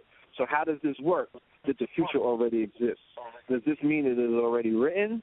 No, because our future already exists in countless versions. Science has made significant projects since 1980 when John G. Kramer made his initial sensational discovery. The common belief then was that only one reality exists, and accordingly that we only have one possible future. Meanwhile, scientists were discovering that there are different parallel realities occurring at the same damn time. This, therefore, becomes truly interesting when we consider our successful wishing energy and our creative visualization. So we got, and I know they're going to be like, this nigga he's the twin pillars, the red and the blue. They one of those, they mumbo-jumbo in. They're not saying that we're supposed to pick up the guns. They're not militant enough for me. They're saying that no, I'm telling you, we need to come together, change our thoughts collectively. We need to visualize our future because that already exists. If you want it, you better go out there and grab it because they are going to create their future collectively. And if you want to trump that, you got to come because, Negroes are sitting in the movie theaters getting programmed by their auto-suggestion, by the Europeans' visualization that no niggas exist in space in the future. It's one black person in Star Wars. Now there's two. There was Billy D. Williams. Now the new commercial, they got another dude who took over the Stormtrooper helmet. There's three. Yeah, they got Lupita, too. So you got the Stormtrooper. You got Lupita, and somebody else. So what I'm saying is, those of us in the community who said that we're responsible, it's time to stop playing games. If you want to start with 100 people, fine, let's do it. Then we could build, and then we could go to 1,000 people. I'm getting on a campaign this summer. I'm hitting the road, me and my brother. We're going to many different states. I got my brothers behind me. And we're going to show the people, look, put that $20 up. We need that. 30,000. That's not a lot of people. That is not a lot of people. All I'm saying, and we will have, believe me, we will have, because I know niggas is like, oh, they trying to buy Jordans and they're going to run with the money. Where am I going? We're going to have a treasury. It's going to be put together digitally. Everything is transparent. Not $1 will be spent without you being able to see. We might put it in Bitcoins because that's all transparency. Okay? You don't have to worry about it. We will elect leaders. We will elect elders to watch over the treasury. Then we'll be able to come together as a think tank. Then we'll be able to come together and sit at the table and to hash out whatever ideas that we have, and we'll be able to put forth things. We'll be able to hire thousands of people. Do you know how much it costs to start an LLC or a business? $500. $500. So you mean to tell me that each Friday, if we come together and put this money together, we can't create 1,000 businesses and start employing people. You got to crawl in order to walk. You know what I'm saying? Like, you got to have a 10-year plan. I'm not doing, this shit is not about, I have long-term goals, family. This is not about, Dr. Ben died. He left this planet almost at 100 years old. He was putting in work from 20 years old. Dr. Sabian's doing a lecture on the 29th in Newark. He's in his 80s. You understand what I'm saying? He's doing this I'm doing this until I'm gone. So I have a long-term goal. I'm not in it to just jump out. I know that it's going to take a lot, but we have to work with each other. It doesn't matter about, I don't belong to any group. I belong to the future. That's who I belong to, okay? So we got to stop looking, oh, he's wearing an Ankh, I can't rock with him. If that's your mentality, then you will, I mean, if that's where you at with it, you have to sit down now and think about, am I going to watch the nightly news again tonight? Because that shit has programmed me to be a fear-mongerer, backwards thinking, pessimistic hater. I hate myself, okay? Because I've been programmed to hate myself. There's no reason to hate yourself. You have been given no reason to hate yourself.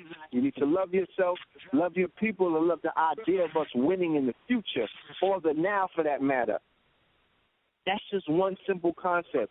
There's a few other ideas out there, but we have to collectively come together. I didn't do this lecture to say that it's about one person doing it. There's no one group that could do it.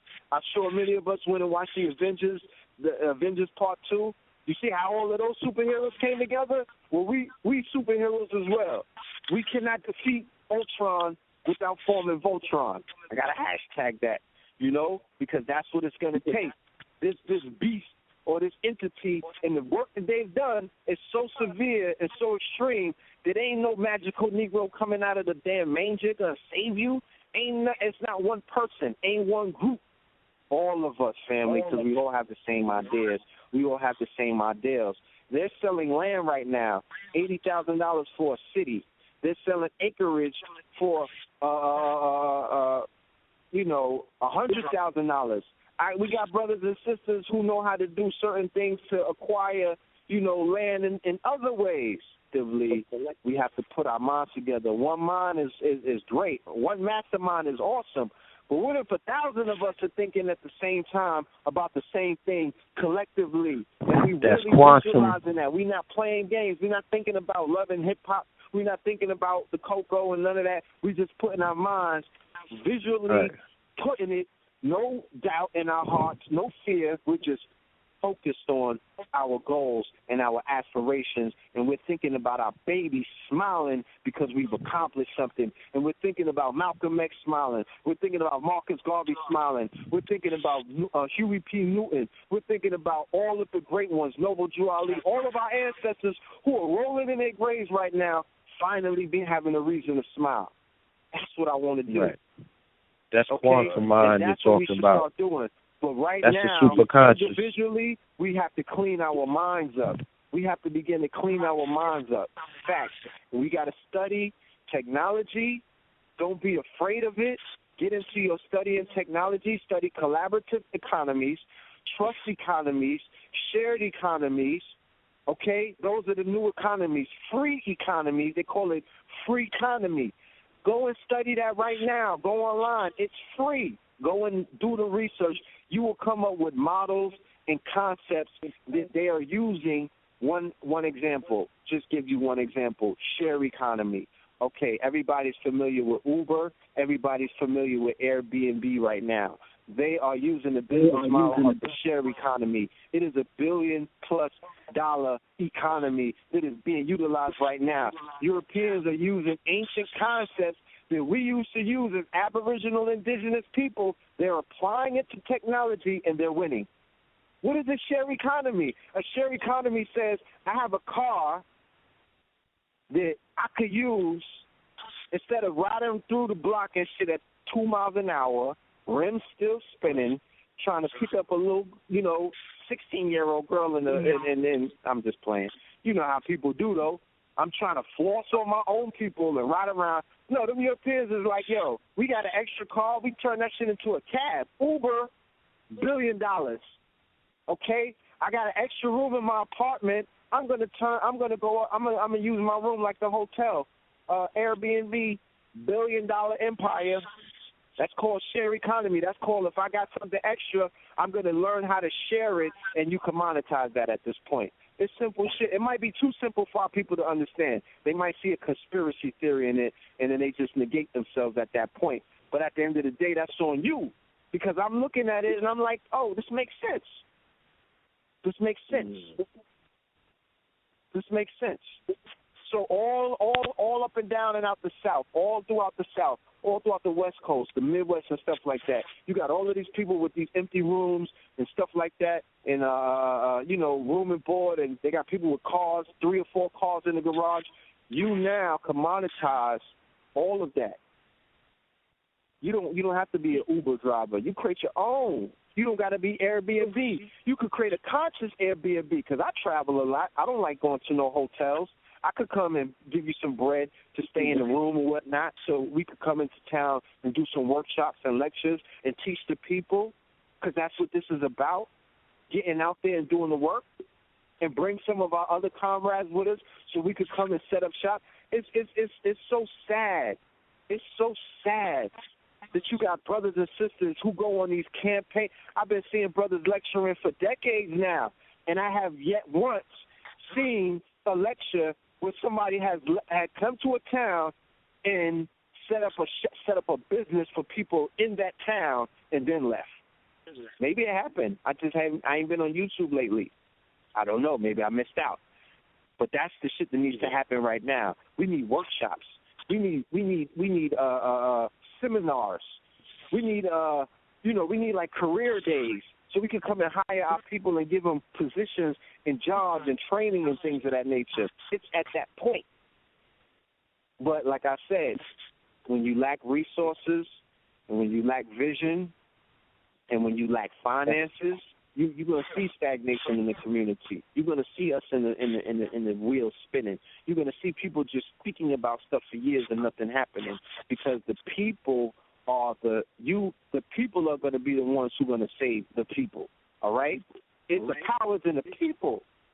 Huey P. Newton said that the power is in the people, and I just showed you a super simple math equation. 30,000 people, it's like a susu. 30,000 people putting $20 up every week. You have $600,000 now to delegate and to do things with. You can't blame white people after that. There ain't no white people going to get in the way of that. Ain't nobody going to come in. The boogeyman is not going to show up and take your cookies. It's on you now. Yeah, they're not going to bomb your Black Wall Street. They're not going to bomb your bank account. You know what I'm saying? Like, cut it out. You feel me? It's on you. China is buying up America. Japan is buying up America. Saudi Arabia is buying up America. India is buying up America. The Koreans are buying up America. I haven't seen no goddamn tanks or warplanes deployed to go bomb them cities that they buying up. They got Europeans, got all kind of eco-villages, sustainable villages all around America. Ain't nobody coming up in there bombing them, so what are you talking about? Why are our people so scared, if we build something, they're going to come and bomb it? Well, goddamn it, if they do it, at least you tried.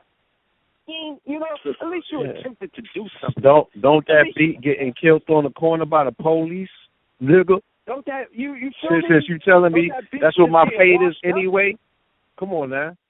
Cut it out, man. Yeah. Self-perpetuating fear campaigns. Red and Blue, I want to open up the line to some calls. You got about maybe 16 minutes left. 646-929-0691. Anybody want to call and ask Red or Blue Pill a question? You can do so. Yeah, y'all continue. Continue, Red. Mm-hmm. You going to open up the line? Yeah, go ahead. No, you said you was going to open up the lines. Hello? Well, go ahead, continue. Yes, and also, I forgot this. This is for the creators out there. The most important people in the community right now. And I apologize on behalf of all of the lecturers and all of the master teachers and all of the people who came before you and never spoke to you.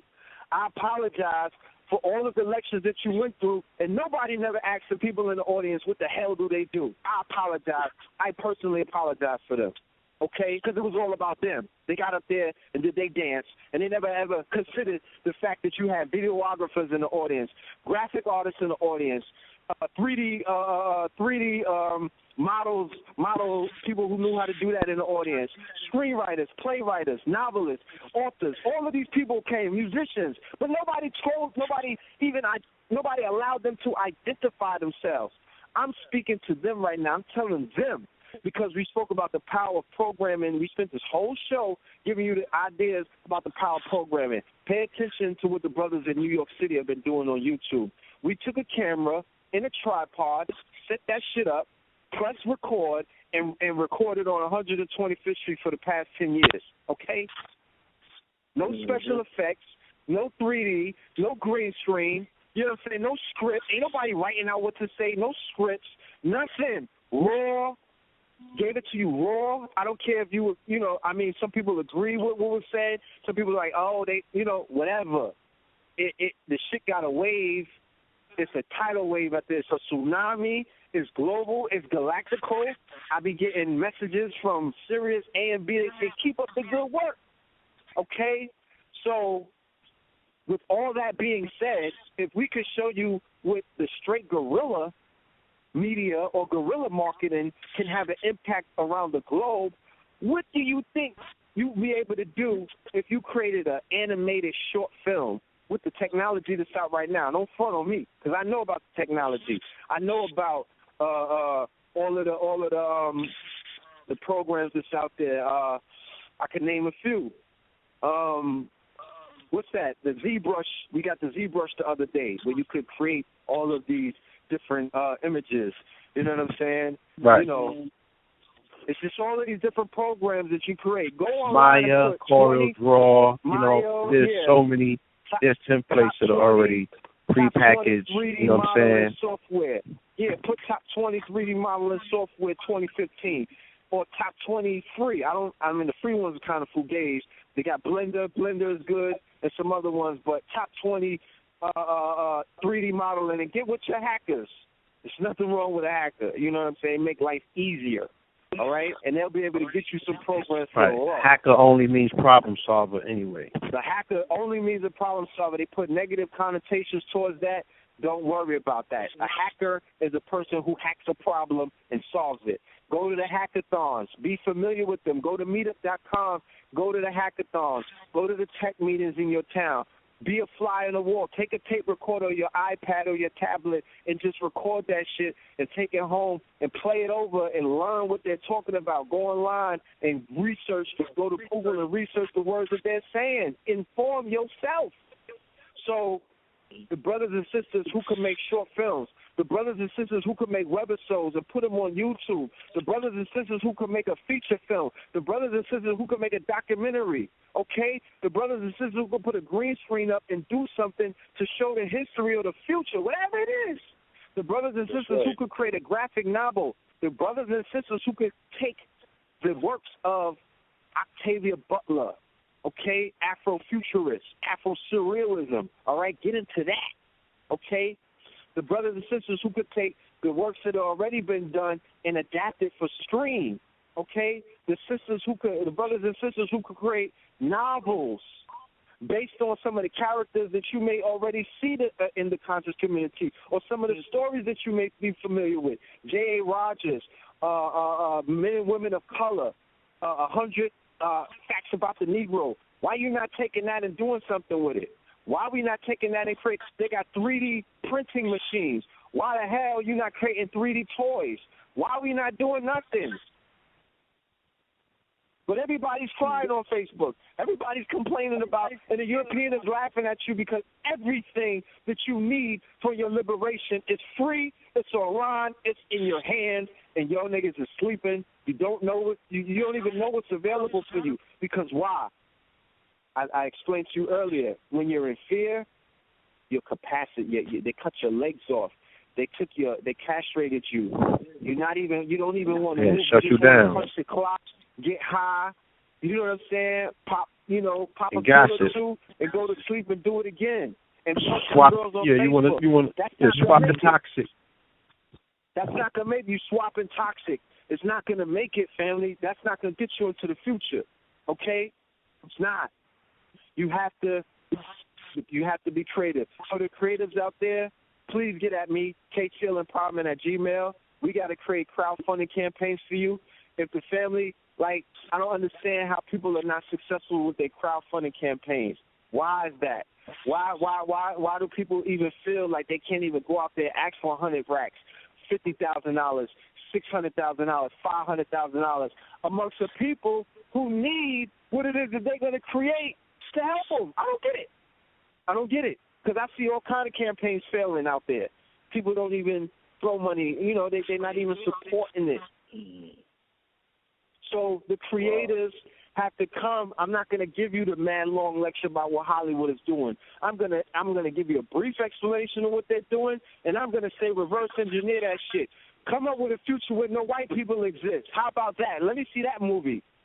Huh? Come up with a future where you brought all of your ancestors back from the grave through DNA engineering and through the DNA bioengineering, where you resurrect King Tut, where you resurrect all of the master teachers, where you resurrect Malcolm X, where you resurrect Marcus Garvey. Come up with the hot tub time machine where you go back into slavery times and you put working on the plantation. You feel me? And what the future will look like when you reprogram that past. Yeah, you go back with your chopper and you do a drive-by on a plantation instead of your own people. Give me that movie or that short film. Be creative. That's what I'm saying. That's how you're going to change the future. You might be like, oh, this nigga is bugging. What are the twins smoking? They drinking too much alkaline water. That's what I'm talking about with the New York dudes. They don't want to do the work. They supposed to be protesting with hands up, don't shoot. They supposed to be having die-ins. I need to see them on the look. I ain't the one, bro. You know what I'm saying? I'm not. That's not. Look. Don't do that. Don't do it to yourself.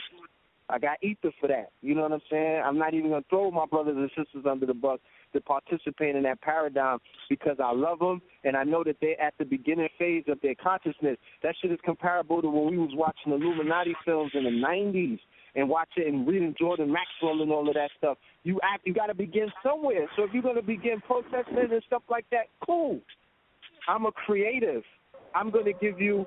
You said no justice, no peace. I'm gonna show you a film where they take Zimmerman off the planet and how that shit where the police that hurt our babies, they get paid with street justice. I'm comfortable with doing some shit like that in film, of course. I'm not gonna incriminate myself on Blog Talk Radio and say that that's what we're gonna be out there doing. But put it in people's subconscious and they'll go ahead and form that reality in the reality because we live in what? A programmable matrix. We live in a programmable, illusionary reality. This shit is all illusion. It's all illusion. It's not real. Okay? It's not real. It's all light. It's all energy. It's not real. You could create whatever reality that you want to create. You have to manipulate matter. Learn how to do that. So my hashtag is dark matter matters. Okay? Dark matter matters. That's my shit. Excellent. That's what's going to get you up out of this. You got to manipulate dark matter. So we could go to the callers. I didn't mean to get all worked up and stuff like that. I'm a family man and things of that nature. Bro, you're doing it tonight, man. You're going in for real. And, I'm sure the callers, appreciate, this knowledge that you're coming forth with, without question. And we definitely, enjoyed, you tonight. We coming in on the 4-minute mark. Now, during this time, I want you to basically go into, you mentioned before a few things that you brothers do, things that we can plug into as far as what you guys do, what you brothers do over the net and, abroad. And,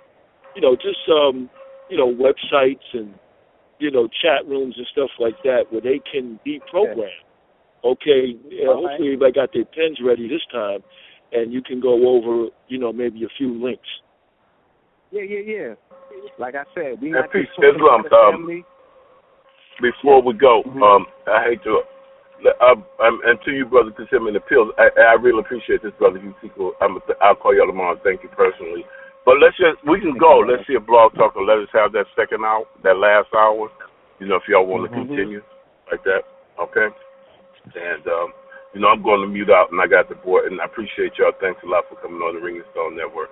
Well, at 10 o'clock, the class that we're in ends.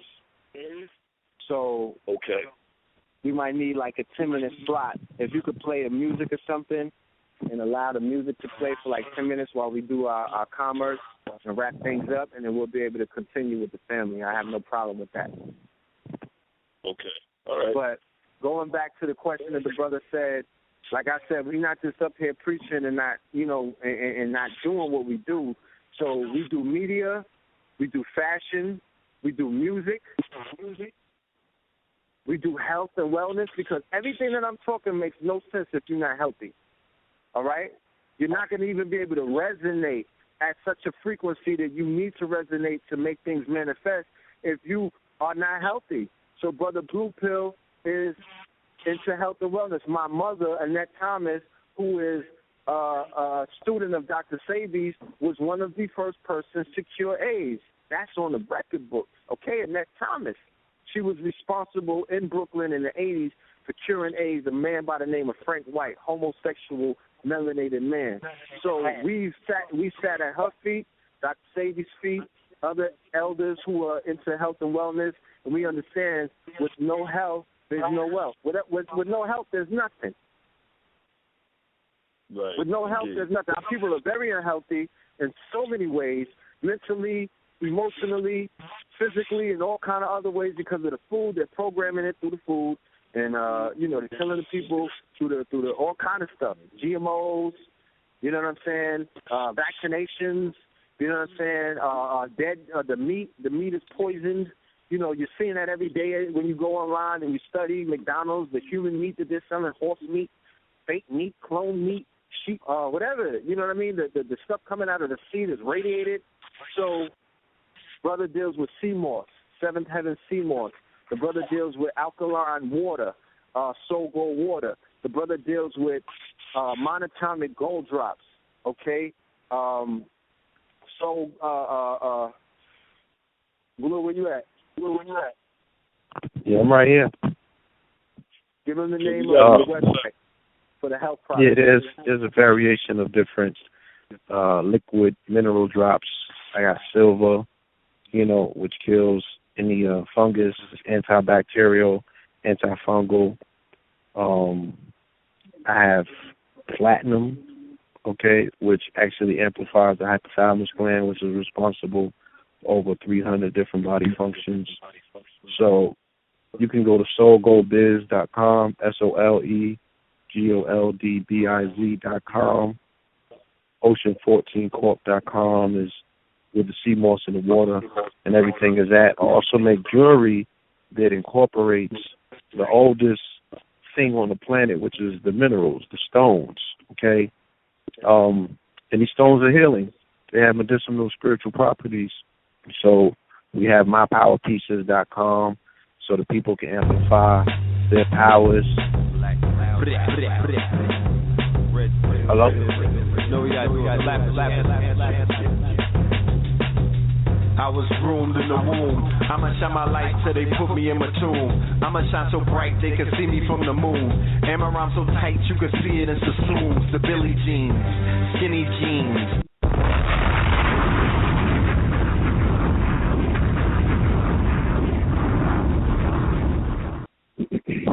Nobody's actually went out and recorded a song about real pain. Pain.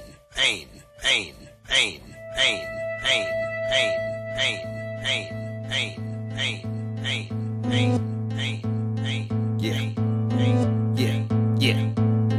There's a time to kill.